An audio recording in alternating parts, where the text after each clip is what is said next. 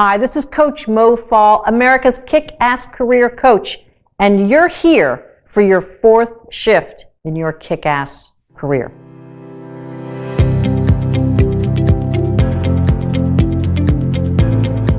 Shift 4 is big. You know, every one of us gets 24 hours a day. From Warren Buffett, one of the wealthiest guys on the planet, to someone who cleans houses for a living. We all get 24 hours a day. No matter how important or how wealthy, we're given the same bucket of time. So for your fourth shift in leveraging your time, it is so important that you understand and know how to make the most of your time in order to be more successful. It doesn't mean working longer hours at the office. As a matter of fact, when I was an executive and I saw people working long hours at the office, I thought something had to be wrong with them.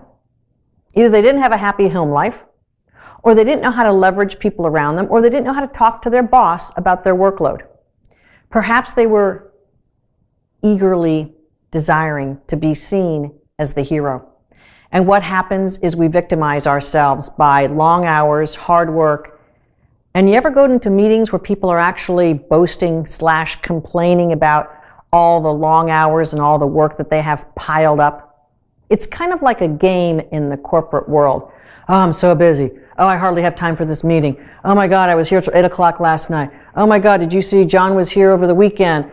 What is up with that? To me, that is a sign that you can't control yourself.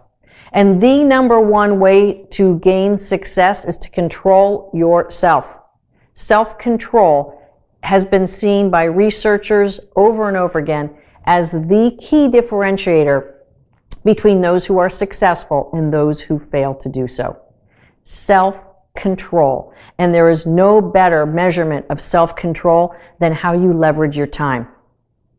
On my 5 Shifts to Your Kick-Ass Career webinar, I go over a story about a woman who worked for me who was a fantastic manager. Maybe one of the best I've ever seen. But she had some major flaws when I started working with her. And one major flaw was that she felt that she was indispensable. And that without her, the entire company would crumble and crush. And as much as there were some days where I actually felt that about her, because she was so valuable, it's not true. None of us, not the CEO of a company, nor the person making the financial statements, is indispensable.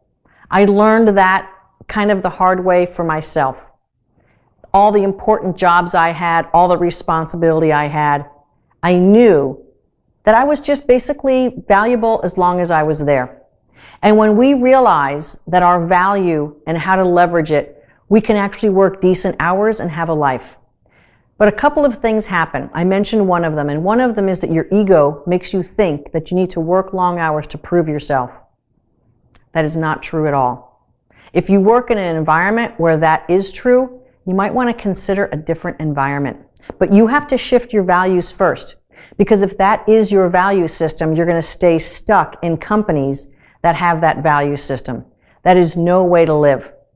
The way to live is to understand what you must do when you are at work, how you must leverage the resources around you and your time. If you have direct reports, you got to leverage them. You got to hold them accountable. You got to have them do their work. And if you say, well, they're weak, they're this, they're that, that's on you. Leverage your people. If you have people on the side, peers, colleagues, do you often volunteer to pick up their slack? I know some folks who do that. Get your ego out of the equation as much as possible. You don't have to prove yourself by working the longest hours of anyone in your workplace. That is a big flaw, big mistake. The second one is thinking that you are not capable of training other people and setting boundaries.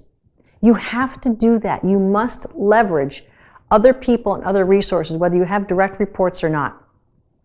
You must think to yourself, what are the things that I must do to fulfill my job? And if there's things on your list that do not play into that, you need to talk to someone and figure out the better person there is to do that. I'm not talking about being lazy and shifting work that you're supposed to be doing. I'm talking about being smart. and being honest and truthful and setting boundaries. The third way that you can leverage your time is to get committed to things that you have that are valuable that you want to spend your time doing, whether that be vacations or weekend trips or things in the evening.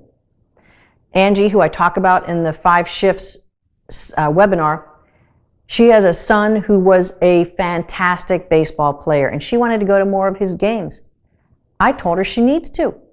She said, but I don't feel like I can leave work on time, and then I get there late, and whatever. I said, leave when you must. Give yourself the permission first, and then figure out a great way to get permission from those you need to get permission from. But I'm usually talking about people who leave work on time. Leave work on time. Leave work on time to go pursue things that are important to you, whether that be a child's activities, whether that be church activities, or a hobby, or a get-together with your friends. Make time for the other aspects of your life. There are so many people I talk to in my clarity calls who tell me for years they haven't gotten together with their girlfriends. How those things have dried up because they're depleted and they've put way too many hours at work, trying to prove their value, trying to prove that they're important, filling up their ego, and inside they're empty. Do not be that. Leverage your time. Know that you are not indispensable. Know that the amount of work that you work is not equal to your value.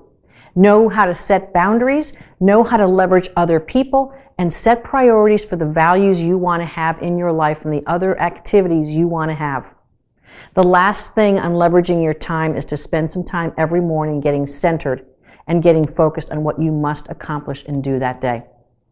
Don't let the day go in just willy-nilly fashion, because that's what will happen. Set priorities at the beginning of the day and get centered. Visit me at mofaul.com for more. And if you really, really are serious about your career, book a clarity call with me. It's the best way to get to understand the next steps you have. There's 5 shifts to your KickAss career course, and I am here to help you with your KickAss career. This is Mo Faul. Find me at mofaul.com. We'll see you next time.